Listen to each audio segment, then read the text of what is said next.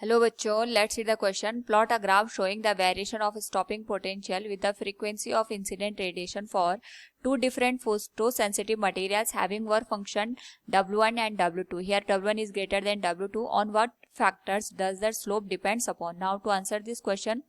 first we will discuss here the key concept, and here the key concept will be Planck-Einstein equation. तो हमारे पास यहाँ पे जो प्लैंक आइंस्टीन इक्वेशन होती है for the photo electric effect, it states कि हमारे पास सपोज कोई सरफेस है जिसमें हम यहाँ पे एच म्यू एनर्जी की लाइट को इंसिडेंट कराते हैं। तो जो टोटल एनर्जी होती है जब ये सरफेस से यहाँ पे टकराती है तो कुछ एनर्जी यहाँ पे फोटोन के इलेक्ट्रॉन को सरफेस से बाहर इजेक्ट करने में यूज होती है, और जो बची हुई एनर्जी होती है ये इसको काइनेटिक एनर्जी यहाँ पे प्रोवाइड करती है। यानी H nu will be given as, जितनी एनर्जी इसको सरफेस से बाहर निकालने के लिए चाहिए होती है इलेक्ट्रॉन को, उसको हम वर्क फंक्शन कहते हैं, जिसको फाई नॉट या हम डब्ल्यू नॉट से यहाँ पे इंडिकेट करते हैं। एंड जो रिमेनिंग एनर्जी होती है वो काइनेटिक एनर्जी यहाँ पे प्रोवाइड करती है, which is given as half mv²। Now according to the question हमारे पास यहाँ पे दो डिफरेंट मटेरियल दे रखे हैं। सपोज ये फर्स्ट मटेरियल है जिसका वर्क फंक्शन W1 है, दूसरे का वर्क फंक्शन यहाँ पे W2 के बराबर दे रखा है। तो सबसे पहले हमें यहाँ पे जो स्टॉपिंग पोटेंशियल है उसके बीच का और जो फ्रीक्वेंसी है उसके बीच का यहाँ पे ग्राफ ड्रॉ करना है। तो हम यहाँ पे स्टॉपिंग पोटेंशियल y एक्सिस पे मान लेते हैं और फ्रीक्वेंसी को x एक्सिस पे कंसिडर कर लेते हैं। एंड वी नो दैट यहाँ पे हमारे पास जो काइनेटिक एनर्जी होती है which is given as half Vmax² is given as stopping potential के टर्म में हम इसको रिप्रेजेंट करते हैं E इंटू वी नॉट। यहाँ पे स्टॉपिंग पोटेंशियल का मतलब होता है वो नेगेटिव पोटेंशियल जिसको अप्लाई करने पे मैक्सिमम एनर्जी का इलेक्ट्रॉन भी यहाँ पे मूव करने से रुक जाता है, यानी दूसरी प्लेट पे हमारे पास यहाँ पे मूव करने के लिए वो अनेबल हो जाता है, उसे हम यहाँ पे स्टॉपिंग पोटेंशियल का नाम देते हैं। और अगर हम आइंस्टीन इक्वेशन लिखें, इट इज गिवन है H nu is the energy of photon is utilize into two part. एक तो काइनेटिक एनर्जी में जिसको हम यहाँ पे हाफ mv² के नाम से जानते हैं, दूसरा यहाँ पे हमारे पास वर्क फंक्शन के बराबर होता है। तो यहाँ पे अगर हम काइनेटिक एनर्जी को रिप्लेस कर दे वर्क फंक्शन के टर्म में, it will be H nu equals, ये आ जाएगा हमारे पास यहाँ पे E into V naught plus जो वर्क फंक्शन होता है ये हमारे पास बेसिकली वो एनर्जी होती है जो इलेक्ट्रॉन को सरफेस से इजेक्ट करने के लिए रिक्वायर्ड होती है। और अगर हम वर्क फंक्शन को यहाँ पे W से इंडिकेट करें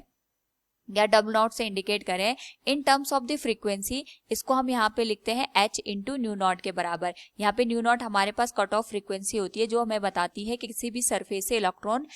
इजेक्ट करने के लिए या उस सरफेस से इलेक्ट्रॉन को सरफेस से बाहर निकालने के लिए जो फ्रीक्वेंसी रिक्वायर्ड होती है उसे हम कट ऑफ फ्रीक्वेंसी का नाम देते हैं। नाउ इस पर्टिकुलर केस में हमारे पास दो सरफेसेस दे रखी है, तो फर्स्ट सरफेस और सेकंड सरफेस के लिए अगर हम इक्वेशन लिखें,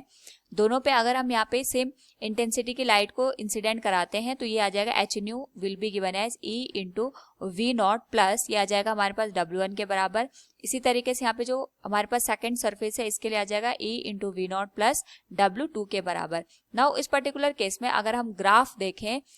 स्टॉपिंग पोटेंशियल और फ्रीक्वेंसी के बीच का, तो we can write it will be H nu equals, ये आ जाएगा हमारे पास यहाँ पे E into V naught plus W1।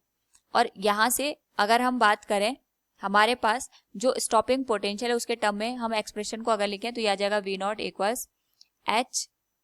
New divided by E minus W1 divided by E के बराबर। नाउ इस पर्टिकुलर केस में अगर हम ऑब्जर्व करें यहाँ पे तो हमारे पास जो ये इक्वेशन निकल के आई है ये y equals mx plus minus c के करस्पॉन्डिंग है, यानी हमारे पास जो स्ट्रेट लाइन की इक्वेशन बनती है उसी के टर्म में ये इक्वेशन यहाँ पे लिखी गई है। इस टर्म को हम इस तरीके से भी लिख सकते हैं H nu divided by E minus H nu naught 1 divided by E। यहाँ पे जो हमारे पास न्यू नॉट 1 है ये कट ऑफ फ्रीक्वेंसी शो कर रहा है फर्स्ट सरफेस के लिए, इसी तरीके से सेकंड सरफेस के लिए यहाँ पे जो एक्सप्रेशन आएगा it will B new naught 2 जो कट ऑफ फ्रीक्वेंसी इंडिकेट करेगा सेकंड सरफेस के लिए। तो सबसे पहले हमें यहाँ पे जो हमारे पास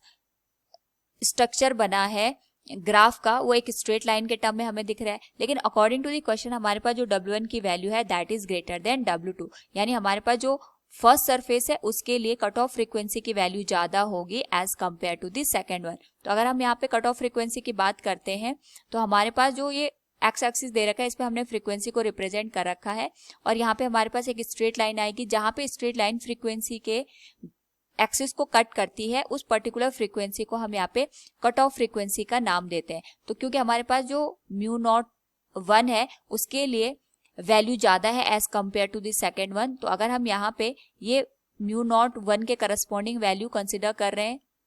इसके लिए अगर हमारे पास ग्राफ ये है तो जो न्यू नॉट 2 है उसके लिए हमारे पास जो कट ऑफ फ्रीक्वेंसी की वैल्यू होगी वो कम हो जाएगी, यानी दोनों हमारे पास यहाँ पे पैरेलल ग्राफ आएंगे। ये यहाँ पे म्यू नॉट 1 फर्स्ट जो सरफेस है उसके लिए कट ऑफ फ्रीक्वेंसी को इंडिकेट कर रहा है और यहाँ पे ये न्यू नॉट 2 है ये सेकंड सरफेस के लिए कट ऑफ फ्रीक्वेंसी को इंडिकेट कर रहा है। इस पर्टिकुलर केस में हमारे पास यहाँ पे अगर हम बात करें